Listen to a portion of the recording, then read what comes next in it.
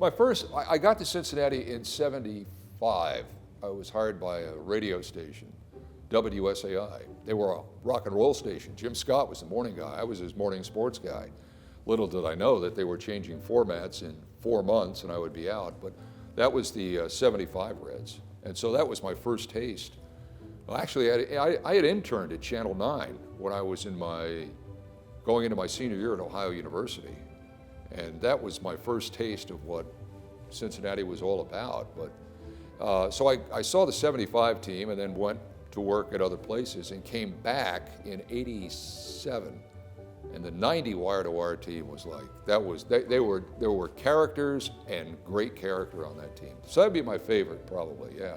And just the whole odyssey. As a matter of fact, I didn't cover a lot of that season because I was sitting out a non-compete, and but I picked them up right when they got to the championship series, and that was just a fun team. All of those guys were just fun no jerks, not a jerk on that roster.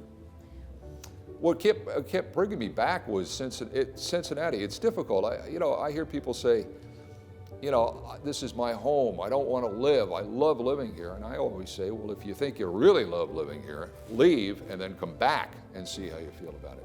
That was always the tug. It seems like as I got older, kids would keep bringing me back. My kids were of school age. We came back from Florida.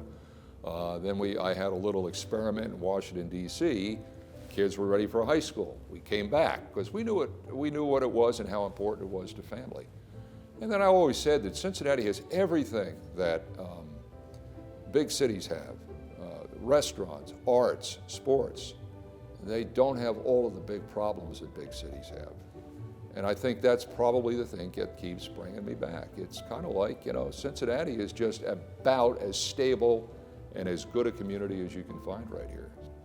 I started in radio, and then I think it always called me back, but I was fortunate because in 2007 I got a phone call out of the blue from WLW, and they said, can you do, I think it was a Sunday morning show, can you do Sunday morning sports talk? And I said, well, I'm out of town this week, could I have a rain check? And the guy that called, Daryl Parks, he said, no, I mean every week. And I said, are you kidding me? And he said, yeah. I said, I don't know if I can do that. He said, well, there's only going to be one way. Go on the air and do it, and we'll see if you can do it. So 17 plus years later, here I am. But radio it's much more intimate. There's more time. I mean, you know what sports is like. It's 3 minutes on, and then they'll run a 7-minute commercial, and then give 20 minutes to the weather guy. But radio, you've got that long format, and the listener is much more involved. And I'll be truthful with you, more people hear me on radio, I think, than ever watch me on TV.